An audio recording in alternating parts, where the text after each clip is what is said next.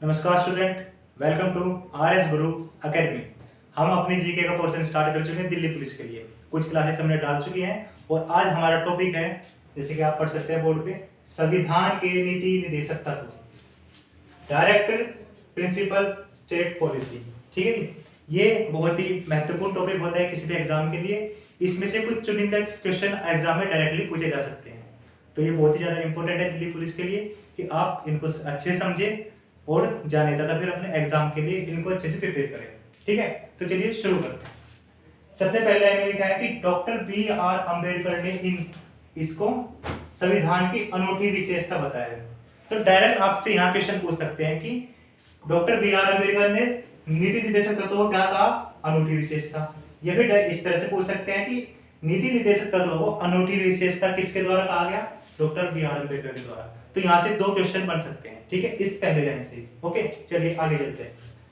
DSP राज्य को निर्देश देती है कि सामाजिक, लोकतांत्रिक तथा आर्थिक विकास के मार्ग प्रदर्शित करें। ठीक है, चलो आज इसे समझ लेते हैं कि डीएसपी होता क्या है। डीएसपी एक तरह के निर्देश होते हैं राज्य के लिए। कोई भी सरकार हो, चाहे वो केंद्र सरकार हो चाहे वो राज्य सरकार हो, उस राज्य को वह नीति निर्देशक तत्व यानी कि कुछ निर्देश होते हैं कि जो समाज में रहने वाले हमारे नागरिक हैं उनका आर्थिक विकास कैसे हो, उनका सामाजिक विकास कैसे हो, तो उनके निर्देश दिए गए हैं किसमें, नीति निर्देशक तत्वों में। तो यह सरकार के ऊपर डिपेंड होता है कि वह अपने राज्य में रहने वाले नागरिकों का विकास कैसे करे तथा उन्हें इंप्लीमेंट करने के लिए नीति निर्देशक तत्वों की सहायता ले सकता है। ठीक है, सबसे इंपॉर्टेंट लाइन यहाँ पर आती है, ये क्या है, गांधी जी के विचारों को यहाँ जगह दी गई। जी हाँ, पूरे संविधान में गांधी जी के विचारों को यहाँ पर जगह दी गई, क्योंकि गांधी जी का सीधा सीधा ये संबंध था कि वे समाज के साथ कनेक्ट रहते थे।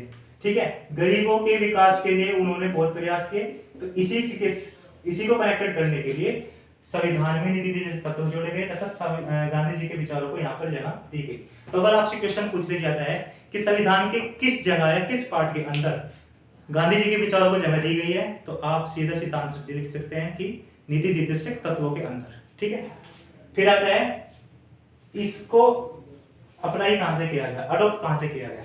तो भारत सरकार अधिनियम 1935 के अंदर अनुदेश पत्र से नीति निर्देशक तत्वों को अडॉप्ट किया गया है।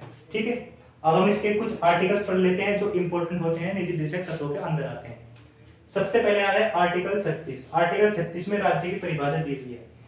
इसमें सेम टू सेम वही बातें लिखी हुई है जो हमारे अनुच्छेद 12 के अंदर लिखी हुई है। अनुच्छेद 12 में क्या लिखा है कि कोई भी राज्य तभी माना जाएगा यदि उसके अंदर केंद्र सरकार हो, राज्य के अंदर विधानमंडल हो, स्थानीय गवर्नमेंट हो जैसे कि पंचायत या म्युनिसिपालिटी हो। ठीक है, इसी के साथ साथ कुछ प्राधिकरण भी हो। तो वही बातें अनुच्छेद 36 के अंदर भी लिखी गई है। ठीक है जी, अब अनुच्छेद 37 क्या कहता है। अनुच्छेद 37 कहता है कि डीपीएसपी को किसी भी न्यायालय में लागू नहीं किया जा सकता। ठीक है जी, जैसे कि हमने मौलिक अधिकारों में पढ़ा था कि मौलिक अधिकारों को किसी भी न्यायालय में मांग उठाई जा सकती है, लेकिन यहाँ पर क्या है कि कोई भी नागरिक सिर्फ इस पॉइंट पर जाकर न्यायालय में कोई भी मुकदमा पेश नहीं किया जा सकता कि उसके नीति निर्देशक तत्वों की पूर्ति नहीं की गई, क्योंकि यह एक प्रावधान है। यहाँ पर कोई बर्डन नहीं होता कि राज्य सरकार इनको इंप्लीमेंट करे। ठीक है, ये राज्य का प्रावधान होता है कि अगर वो चाहे तो इंप्लीमेंट कर सकती है, किसके लिए, जनता के उद्धार के लिए। ठीक है, आर्टिकल 39। आर्टिकल 39 क्या कहता है, जीवनोपार्जन योग्य रोजगार प्रदान करना। ठीक है जी, जीवनोपार्जन का मतलब हो गया लिवलीहुड। लिवलीहुड मतलब आज जो भारतीय नागरिक हैं उनका रोजगार प्रदान करना ताकि उनका जीवन अच्छे से यापन हो सके। तो यह राज्य की जिम्मेदारी होती है, यह राज्य का कर्तव्य होता है कि वह वहां रहने वाले नागरिकों को रोजगार प्रदान करने के लिए डिफरेंट टाइप की स्कीम चलाए या नौकरियां निकाले। ठीक है जी, फिर एक 39 क्या है, इसके अंदर संविधान संशोधन करके 39 क्या जोड़ा गया।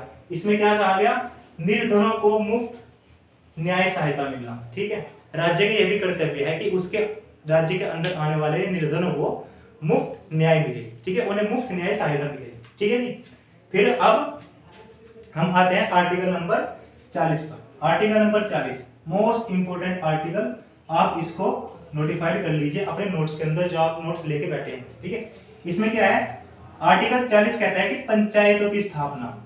ठीक है, पंचायत की स्थापना अनुच्छेद नंबर 40 में इसकी व्याख्या की गई है, तथा इसी के साथ साथ अनुसूची 11 के अंदर भी पंचायतों की बात लिखी हुई है। तो क्वेश्चन एग्जाम में काफी बार पूछा गया है कि किस आर्टिकल के अंदर पंचायतों की स्थापना का जिक्र होता है। तो आर्टिकल नंबर 40 के अंदर पंचायतों की स्थापना का जिक्र होता है। इसी के साथ साथ संविधान संशोधन 11 जो कि 1992 में हुआ था, उसमें भी पंचायतों का जिक्र बताया गया है। ठीक है, ये भी इंपॉर्टेंट आर्टिकल है, आप इसको भी नोटिफाइड कीजिए। आर्टिकल नंबर 44, आर्टिकल नंबर 44 क्या कहता है? समान नागरिक संहिता। समान नागरिक संहिता हर राज्य में लागू नहीं होती। ठीक है, ये भी राज्य के ऊपर डिपेंड होता है कि अगर वो चाहता है या नहीं चाहता है उसको इम्प्लीमेंट करना राज्य के अंदर। गोवा के अंदर समान नागरिक संहिता लागू है। ठीक है, एकमात्र राज्य है। आर्टिकल नंबर 45, आर्टिकल नंबर 45 क्या कहता है कि 14 वर्ष से कम आयु के बच्चों को मुफ्त शिक्षा प्रदान की जाएगी। ठीक है, एक हमने आर्टिकल नंबर 21 के पढ़ा था, 21 ए, उसमें क्या लिखा था? उसमें हमारा मूल अधिकार था कि 14 वर्ष से कम आयु के बच्चों को मुफ्त शिक्षा मिलनी चाहिए, तथा आर्टिकल नंबर 45 में यह राज्य को निर्देश है कि वे 14 वर्ष से कम आयु के बच्चों को मुफ्त शिक्षा दी जाए। तो ठीक है, तो इनमें जो डिफरेंस है वो आप नोटिफाई कर लीजिए। ठीक है, 21 के क्या कहता है? वो अधिकार है, और 45 क्या कहते हैं? ये राज्य को निर्देश है। ठीक है, आर्टिकल नंबर 46, आर्टिकल नंबर 46 क्या कहता है कि SC ST और पिछड़े वर्गों की आर्थिक अभिवृद्धि, यानी कि जो ST के लोग हो गए, इसी के साथ साथ अनुसूचित जनजाति के लोग हो गए, और जो पिछड़े वर्ग के लोग हो गए, तो राज्य का यह कर्तव्य है कि उनकी आर्थिक अभिवृद्धि, यानी कि उनका आर्थिक यानी कि इकोनॉमी डेवलप करी जाए। ठीक है, तो उसमें राज्य का कर्तव्य है कि वो उसमें कुछ ऐसे प्रावधान बनाए। ठीक है जी। आर्टिकल नंबर 48 क्या कहता है? गो हत्या निषेध, कृषि व पशुपालन की सुरक्षा। ठीक है, तो आपसे डायरेक्ट क्वेश्चन यहाँ पे पूछा जाएगा कि गो हत्या निषेध किस आर्टिकल में है? तो आर्टिकल नंबर 45 में गो हत्या को निषेध बताया गया है। इसी के साथ साथ कृषि व पशुपालन, पशुपालन क्या हो गए? जो किसान लोग होते हैं, उनके जो जानवर होते हैं, जो पशु होते हैं, उनकी सुरक्षा के लिए भी सरकार की जिम्मेदारी है कि प्रावधान बनाए राज्य के अंदर। ठीक है जी। आर्टिकल नंबर 48 क्या कहता है कि पर्यावरण व जीवों का संरक्षण, ये आप इंपोर्टेंट लिख लीजिए। आर्टिकल नंबर 48 के, जिसमें क्या कहता है कि पर्यावरण का संरक्षण व जीवों का संरक्षण। ठीक है, इकोलॉजी मेंटेनेंस और जीवों का संरक्षण किस पे लिखा हुआ है? ये 48 के 48 के अंदर यह लिखा हुआ है। ठीक है, द मोस्ट इंपोर्टेंट आर्टिकल यहाँ पर आता है 51 में क्या आता है? अंतरराष्ट्रीय शांति व सुरक्षा की वृद्धि। ठीक है, यह यूपीएससी में क्वेश्चन पूछा गया था कि आर्टिकल 51 में क्या लिखा गया है? तो अंतरराष्ट्रीय शांति और सुरक्षा की अभिवृद्धि। ठीक है, और 51 के में क्या लिखा हुआ है? मूल कर्तव्य। ठीक है जी। तो हमारे राज्य के अंदर जो नागरिक हैं उनके मूल कर्तव्य क्या है? मौलिक अधिकार होते हैं, तथा राज्य में रहने वाले नागरिकों के मूल कर्तव्य क्या क्या होते हैं, उसकी व्याख्या आर्टिकल नंबर 51 के में लिखी हुई है। ओके, अब हम पढ़ते हैं किनके बारे में? हमारे मूल कर्तव्य, जो प्रत्येक नागरिक के मूल कर्तव्य क्या होते हैं उनके बारे में पढ़ते हैं। ये टोटल 11 होते हैं। कितने? 10 + 1 11। मैंने ऐसे क्यों लिखा? क्योंकि ये जो 11वां है, ये 11वां कब जोड़ा गया था? 2002 में। 2002 में कब? 86वां संविधान संशोधन के तहत 11वां जोड़ा गया था। कौन सा कर्तव्य है ये? मूल कर्तव्य 11 नंबर है, शिक्षा से संबंधित, अर्थात शिक्षा का अधिकार। 6 से 14 वर्ष के बच्चों को शिक्षा का अधिकार है, यह हमारे मूल कर्तव्य के अंदर भी आता है। ठीक है, इसी के साथ साथ 42वां संविधान संशोधन 1976 में जो हुआ था, ये आप याद रख लीजिए, इसको मिनी कॉन्स्टिट्यूशन भी कहा जाता है। 42वां संविधान संशोधन 1976 में जो हुआ था, तो स्वर्ण सिंह कमेटी की अनुशंसा पर 10 मूल कर्तव्य जोड़े गए थे। किनकी कमेटी की अनुशंसा पर? स्वर्ण सिंह कमेटी। तो आप इस कमेटी को याद रखिएगा, very very important. Direct exam में पूछ लेंगे कि किस कमेटी ने अनुशंसा की थी मूल कर्तव्यों के लिए, तो आप क्या कहेंगे? स्वर्ण सिंह कमेटी। ओके, ठीक है। Now this is very important line, also can be asked direct in your examination. क्या है? मूल कर्तव्यों को रूस से लिया गया है। ठीक है, कहां से लिया गया है? रूस के संविधान से मूल कर्तव्य को लिया गया है। ठीक है, अब जो मूल कर्तव्य होते हैं ये सिर्फ भारतीय नागरिकों पर लागू होते हैं, विदेशियों पर नहीं। लेकिन जो मौलिक कर्तव्य होते हैं वह विदेशियों पर भी लागू होते हैं, ठीक है। लेकिन मूल कर्तव्य किस पर होते हैं? नागरिकों पर लागू। कौन से? भारतीय नागरिकों पर लागू होते हैं, only Indian citizens. Okay, now अब हम देख लेते हैं हमारे 11 कर्तव्य कौन कौन से हैं। नंबर ए क्या कहता है? संविधान का पालन करना, संस्थाओं व राष्ट्रीय ध्वज राष्ट्रगान का आदर करना, ठीक है। संविधान का पालन करना, संस्थाओं, राष्ट्रीय ध्वज और राष्ट्रगान का आदर करना, ये हमारा क्या है? मूल कर्तव्य है, नंबर ए। नंबर 2 में क्या आता है? राष्ट्रीय आंदोलनों से प्रेरक आदर्शों का पालन करना। इसका मतलब क्या है? जो हमारे इंडिपेंडेंट के लिए रिवॉल्यूशन हुए थे, जो लड़ाइयाँ हुई थी, जो आंदोलन हुए थे, तो उनसे जो हमें प्रेरक मिलता है, जो हमसे प्रेरणा मिलती है, उन आदर्शों का भी पालन करना, ठीक है। नंबर 3, भारत की संप्रभुता, एकता, अखंडता का पालन करना, ठीक है। मतलब सॉवरेनिटी, यूनिटी एंड इंटीग्रिटी का पालन करना, ओके। नंबर 4, देश की रक्षा व राष्ट्र सेवा करना, ठीक है। देश की रक्षा व राष्ट्र सेवा करना भी हमारा मूल कर्तव्य है।